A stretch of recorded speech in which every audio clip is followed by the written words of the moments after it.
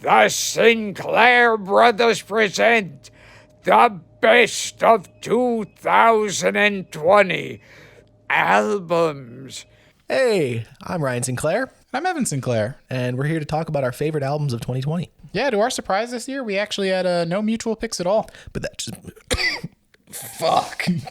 But that just means more variety for you, so let's get right into it. My first pick is We Will Always Love You by the Avalanches. This is the Plunderphonics Pioneers' third album and moodiest to date, although not by a whole lot. Those fun songs you'd still expect from the Avalanches are in this album. Similar to their 2016 record Wildflower, there are a lot of features on this album, and I would even argue that these features are as well placed as the features on Gorillaz' Plastic Beach. I also want to commend the album artwork for perfectly conveying the mysterious mood of the album.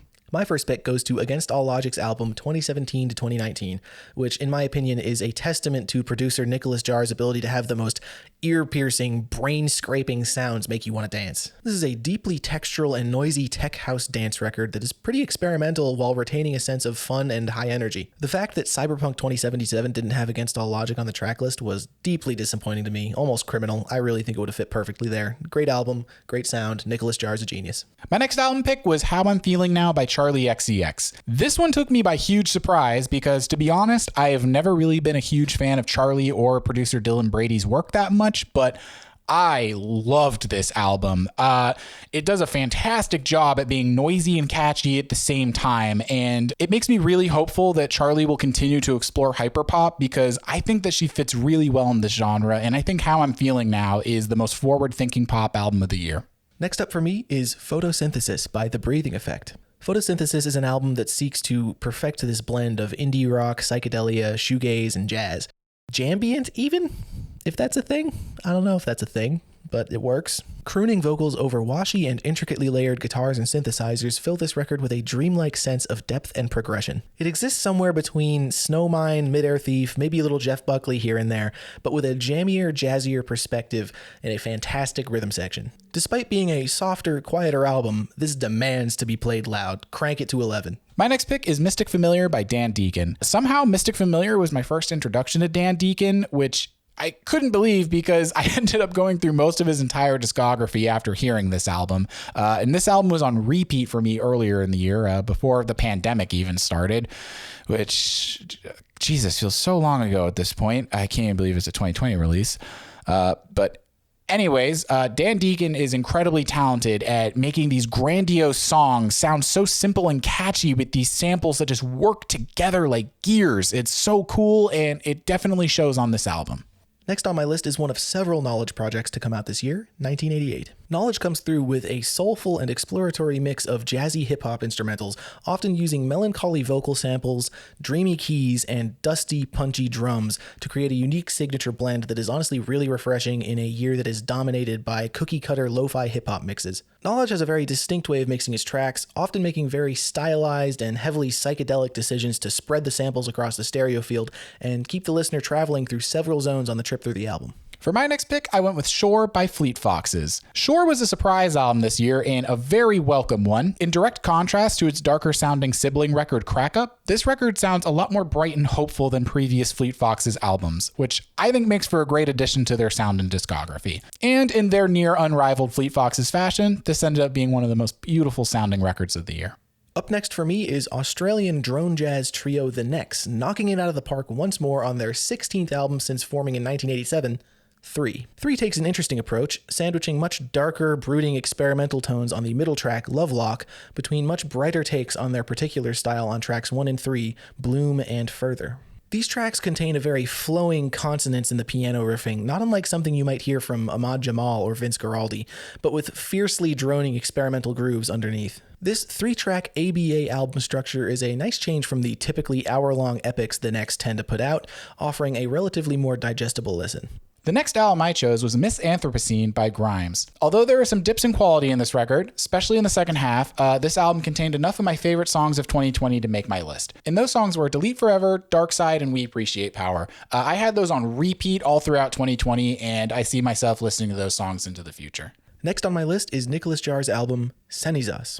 Cenizas is a bleak and absolutely essential addition to the Jaar discography, soft and sharp like steel wool, introspective and bold. It's just a fantastically dark, lonely sounding record. The album envelops you in this cold unease. It was created in isolation and sobriety on Jaar's part at an attempt at self-purification, which reportedly failed and resulted in a much darker and pessimistic angle to Jaar's creative process. This album is filled with fantastic and experimental songwriting accompanied by tasteful and evocative sound design throughout. Jaar absolutely kills it on this one, as always. Swinging in strong, my next pick is Ultra Mono by Idols. This is the straightforward post-punk album I needed this year. It is so infectious and just makes you want to grab your fellow human being and start a positive revolution. I know a lot of people love their album Joy as an Act of Resistance, but the War March sound on this album personally makes this my favorite Idols album yet.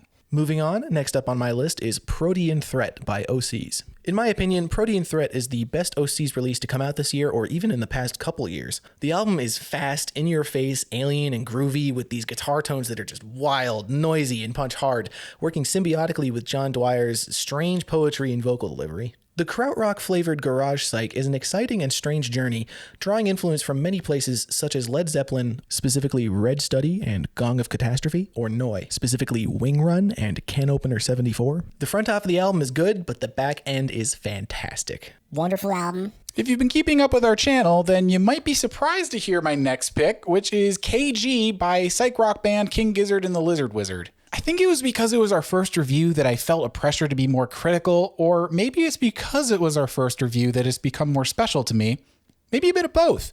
But to be honest, I kind of regret not giving it an 8. It's a really fun album that highlights a lot of the sounds Giz have explored before, but with their great songwriting, that is never a bad thing. My next pick is the second in a series of 3 albums, Tomorrow's 2 by Sunlux. Tomorrow's 2 is a great addition to the Sunlux discography. The group has gotten increasingly textural while retaining that signature style of sound design wherein the listener can't usually tell if the melody is a vocal sample, a woodwind, a string instrument, or something in between. This album is a masterclass in giving a mix space. There's lots of room to breathe between the instruments, and everything is very clearly heard and given its own avenue to operate in, while taking a much closer and intimate approach to the sonic palette of Sunlux. It's a clear step up from their previous installment, and for sure one of my favorite albums of 2020. If you have any interest in metal and haven't checked out my next pick, Mestarin Kynsi by Oranssi Pazuzu, then you need to, because holy shit, this is an incredibly unique black metal record that deserves to be heard by any metalhead. What makes it stand apart from any other black metal record is its genre-bending use of psychedelic rock. Now, if you can imagine what it would be like if Swans and Pink Floyd in a black metal band with a vocalist who always sounds like he's drowning in a swamp got together, well, you don't need to anymore because that's this record. Oranssi Pazuzu have grabbed my attention with this album, and I cannot wait to see what they do next. Next up for me is Innocent Country 2 by Quelle Chris and Chris Keys. Innocent Country 2 is a colorful and honest rap record that further cements Quelle Chris as being one of the more interesting voices in modern hip-hop in his second collaboration with producer and pianist Chris Keys. Quelle delivers clever bars with an aloof flow over bright and evocative beats often featuring jazzy pianos. The album is chock full of great features from several singers and rappers on a tracklist that is consistently buttersmooth and engaging from start to finish. My next pick is Phoebe Bridgers' haunting and beautiful new album, Punisher. Between Phoebe Bridgers' heartbreakingly beautiful lyrics and the dynamic production on this album, it sounds so soft yet so epic at the same time. This is one of those perfect albums for late, lonely, and moody nights where you just need to be by yourself and listen to some music and let it all out. Okay, we are almost to our number 1 favorites of 2020, but beforehand, we're going to go over some honorable mentions. I had 3 honorable mentions this year, and the first is Endless Wound by Black Curse. If I'm being honest, Endless Wound is a fairly average metal record, but what sets it apart is the vocalist is so fucking good. Like, you just gotta hear this album for his vocals alone. My second honorable mention is the Kinspiral by Panda Rosa. This is a really unique album, and I can't really say that there's another album I could compare it to.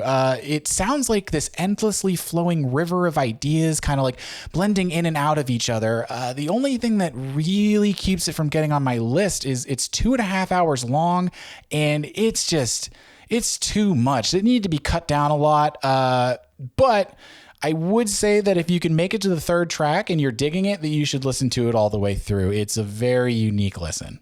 My third and final honorable mention is Song Machine Season 1 by Gorillaz. Now, Gorillaz are one of my favorite bands, and I actually think that this new format's working really well for them in today's age, but unfortunately, a chunk of the songs just weren't good enough to let the whole album make my list. My first honorable mention goes to Otohime by Toilet Status. This one is an absolutely whacked out experimental sound collage album that is challenging and unique. It's got a lot of weird, warped samples floating around in abstract rhythms and patterns that fill this album with a weirdly fun sense of disjointedness, sometimes inviting you to dance if you're on the same fucked up wavelength Toilet Status appears to be operating in. Next up on the honorable mentions list is Here Come the Baton by Stice. This album is an absolutely brutal set of brazen, punky electronic bangers that are grimy, cryptic, self-deprecating, and visceral. Stice's lyrics are wrought with dark and uncensored cynicism, often unashamedly descriptive. I didn't like it enough to put it on my list, but it is definitely worth mentioning. This album is not a lighthearted listen and packs a nasty punch. Okay, so that wraps up our honorable mentions list, and all that's left are our number one favorite albums of 2020. There were a lot of great albums that came out this year, and honestly, it was a close call between a few of them, but my favorite album of 2020 had to be Visions of Bodies Being Burned by the always impressive noise rap group Clipping. In 2019, Clipping tried out their chops at horrorcore with their album There Existed an Addiction to Blood. In horror movie fashion, they had to follow it up with I don't know. In typical horror movie fashion, they had to follow it up with a sequel, and in this case, its sequel was much better. Every song is either exciting or scary, and as always, David's flow is one of the best in the game. The features are incredible, particularly horror and Cam and China's. The samples they use embody horror movies really well. For example, aggressively knocking on a door to make a beat, sheeps baaing like they're ready to get slaughtered as ambient noise, and bells and John Carpenter-inspired synths. As a huge fan of horror movies and noise rap, this album felt hand-tailored for me. It's the level of quality I always wanted from There Existed an Addiction to Blood, and definitely is my favorite album of the year. For my number one pick this year, I had a tie between two very different albums, the first of which is Telos by Nicolas Jaar. So clearly, I'm a Jaar fanboy through and through, hence why he's taken up so much space on my lists this year. But of the three Nicolas Jaar projects released in 2020, Telos blew me away the most. The 4-track experimental ambient epic travels immense distances through several sonic zones in a free-form improvisational sense, non-linear and consistently evolving as the listener is stretched and contorted by Jaar's incredible and forward-thinking sound design. Telos moves from fluid musique concrète to harsh ambient to moments resembling dance music at will, at the drop of a hat. There are even credits thanking associates of Jaar's for making custom instruments that appear on the album. Now, that is the type of unique, forward-thinking creativity that I like to see in new music. Telos is unpredictable and seemingly alive, dropping ideas and picking up new ones on a whim and never letting anything linger for too long. This album is an ear-tickling odyssey through Jaar's unrestrained creative process, and it's a wonderful journey the whole way through. Moving on, my second pick for favorite album of the year has to go to Gene by L.A. Priest. Gene is a minimal jangle pop album with brilliant songwriting and an experimental edge. This album has banger after banger, starting off with poppier and more, catchy, exciting tunes, but delves into the slower and stranger as the album progresses. In my opinion, there is not a bad song on this album, just great track after great track, each with its own distinctive place in the palette. The album's arc descends into more ballady and abstract tunes in a way that makes the first half almost seem like foreshadowing, using techniques and sounds from previous lighter songs in less subdued ways over time to harness this slowly souring energy which continues to delve into more experimental flavors of pop. Overall, this is just an absolutely lovely listen with a fantastic balance of danceable, easy listening on tracks like Beginning or What Moves, and forward-thinking experimental songwriting on tracks like Monochrome or What Do You See? Gene is an overall amazing record with lots to say, and is undoubtedly a contestant for my album of the year. Whew, and with that, we've concluded our list of favorite albums from 2020. Thank you so much for watching, everyone. Your support really helps keep us going. And while those are our favorites from 2020, we know it's all subjective, so please leave yours in the comments below. But until then, see you on the next one. Take it away, Gilbert! Hi, this is Gilbert Gottfried. See? So look, can you just subscribe? Just subscribe. They're really... I've met Evan and Ryan, and they're really sad. So subscribe.